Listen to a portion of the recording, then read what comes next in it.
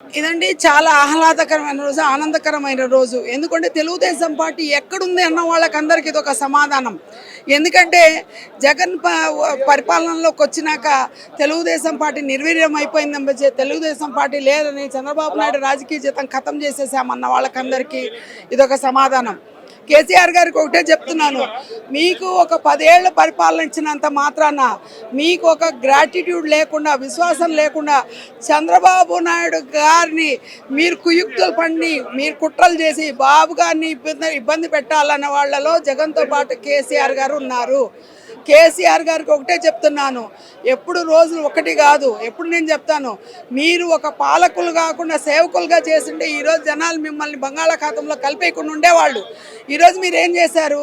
కేవలం అజెండా చంద్రబాబు నాయుడిని ఇబ్బంది పెట్టాలని, తెలుగుదేశంలో ఉన్న ఎమ్మెల్యేలందరూ తీసుకోవాలని చెప్పేసి తెలుగుదేశం పార్టీలో ఎవరెవరు ఉన్నారో వాళ్ళందరినీ వాళ్ళ రాజకీయ జీతం ఖతం చేయాలన్నందుకు మీ ఖేల్ ఖతం అయిపోయింది, మీ దుకాణం బంద్ అయిపోయింది. ఈరోజు మీ పార్టీలో ఉన్న వాళ్ళందరూ వేరే పార్టీలకు వెళ్తుంటే మీరు ఈరోజు మీ ముడ్డి కింద నీళ్ళు వస్తే మీకు అర్థమైందా? ఆ రోజు తెలుగుదేశం పార్టీలో ఉన్న ఎమ్మెల్యే అందరూ తీసుకున్నప్పుడు ఈరోజు మీ ఎమ్మెల్యేలను చెప్పకుండా కాంగ్రెస్కి వెళ్ళినప్పుడు ఆ బాధ ఏదో మీకు తెలియాలి. చరిత్ర అనేది ఎవరిని మర్చిపోదు, కర్మ సిద్ధాంతం అన్న ఎవరిని నమ్మచ్చు కాదు. చంద్రబాబు నాయుడు అరెస్ట్ అయినప్పుడు మాత్రం కనీసం ఒక మంచి మాట, ఎందుకంటే తెలుగుదేశం పార్టీలో ఓనామాలు నేర్చుకొని తెలుగుదేశం పార్టీలో రాజకీయ జీవితం స్టార్ట్ చేసి చంద్రబాబు నాయుడు గారు అరెస్ట్ అయినప్పుడు ఒక్క మాట మీరు ఆయన గురించి మంచి మాట కానీ ఆయనకు సపోర్ట్గా మాట్లాడిన సిగ్గుపడాలని కేసీఆర్ గారిని, కేటీఆర్ గారిని అంటున్నాను. కేటీఆర్ గారు మేము ధర్నాలు చేస్తుంటే మా వీపులన్నీ పగలు కొట్టేసేసి మాకు అసలు ఇక్కడ చేసుకోవడానికి హక్కు లేదంటూ ఉమ్మడి రాష్ట్రంలో 10 ఏళ్ళు మాకు ఈరోజు హైదరాబాద్ ఉంది, ఉమ్మడి క్యాపిటల్గా ఉంది, మాకు చేసుకునే హక్కు లేదా? ఇది మీరు మీ గొయ్యి మీరు తవ్వుకోవడానికి కారణాలు ఇవన్నీ. ఎందుకంటే చంద్రబాబు నాయుడు చేసుకున్న అభివృద్ధే తప్ప మీరు చేసింది కేవలం 4 ఫ్లైఓవర్లే. జనాల డబ్బులు ఏమైపోయినాయి? కాళేశ్వరం డబ్బులు ఏమైపోయినాయి? ఇవన్నీ కేసీఆర్ గారు, కేటీఆర్ గారు ఇప్పుడు సమాధానం చెప్పాలి.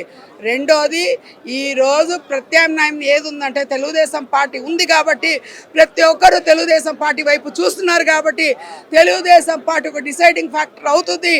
తెలుగుదేశం పార్టీ ఈసారి మాత్రం అన్ని ఎలక్షన్స్లో పోటీ చేస్తాము. మేము ఖచ్చితంగా ప్రజా జీవితంలో ఉంటాము. ప్రజాక్షేత్రంలో మేము ఉండి మళ్ళీ తెలుగుదేశం పార్టీ జెండా రెపరెపలాడతానని చెప్పేసి ఈరోజు చంద్రబాబు నాయుడికి తిరుగులేదు, కేసీఆర్కు మాత్రం బతుకులేదని నేను చెప్తూ ఈరోజు ఒకటే చెప్తున్నాను, చంద్రబాబు నాయుడు ఎక్కడున్నా చంద్రబాబు నాయుడే, చంద్రుడు వెలుగు ఎక్కువ తగ్గదు. ఖర్జూర నాయుడును అమ్మన్నమ్మ ఏ ముహూర్తాన కన్నారా కానీ తిరుగులేని నాయకుడిగా యావత్ ప్రపంచంలో పేరు సంపాదించుకున్న ఘనత చంద్రబాబు నాయుడు కాబట్టి ఈరోజు తెలుగుదేశం పార్టీ మళ్ళీ ఉవ్వెత్తున లేచింది. కేసీఆర్ గారు ఒక మాట అన్నారు, దేశంలోనే డర్టీయెస్ట్ పొలిటీషియన్ చంద్రబాబు నాయుడు గారిని కొన్ని వ్యాఖ్యలు చేయడం కూడా జరిగింది. దాదాపు 40 సంవత్సరాల సుదీర్ఘ రాజకీయ అనుభవం, 4 పర్యాలు ముఖ్యమంత్రి చంద్రబాబు నాయుడు గారు. అంటే చంద్రబాబు నాయుడు శిశురేఖల నుంచి వచ్చిన కేసీఆర్ అలా మాట్లాడటం ఎంతవరకు దీన్ని మనం తెలుసుకుంటాం? ఏమండి, చేతగాని వాడికి 1,00,000 మాటలు వస్తాయి. ఎందుకంటే చంద్రబాబు నాయుడు గారి దగ్గర నువ్వు ఓనామాలు తీసుకొని ఆయన దయాదాక్షిణ్యాలతో నువ్వు వచ్చి నువ్వు కేవలం హైటెక్ సిటీ కట్టింది ఆయన కాదు, Chandrababu Naidu is one of the dirtiest politician అని చెప్పి నువ్వు చెప్పడం మాత్రం మేము మాత్రం చాలా ఖండిస్తున్నాము. ఎందుకంటే జనాలు అందుకనే ఈరోజు నిన్ను నీ ఫామ్ హౌస్కి పరిమితం చేశారు. You are the most dirtiest politician on the earth, I can say that, because a politician who is a visionary leader, who has been confined for 40 years in the political industry, and he has made a remarkable development. It's a shame on the part of the KCR that he has uttered that kind of language, unparliamentary language. Shame KCR. ఈ road గురించి సిగ్గుంటే నువ్వు ప్రాయశ్చితం చేసుకో, చంద్రబాబు నాయుడు గారితో నువ్వు మళ్ళీ మాట్లాడుకో, నువ్వు ఏమని ఉంటుంది కదా. ఎందుకంటే నువ్వు చంద్రబాబు నాయుడు టార్గెట్ చేశారు కాబట్టి ఈరోజు ప్రజలందరూ నిన్ను టార్గెట్ చేసి you became one of the most dirtiest politician and you are ఈరోజు నీ కూతుర్ని బయటకు తెచ్చుకోలేని దుస్థితిలో ఉన్నా అంటే నువ్వు ఎంత డర్టీ పొలిటీషియన్ నువ్వు అర్థం చేసుకోవాలి.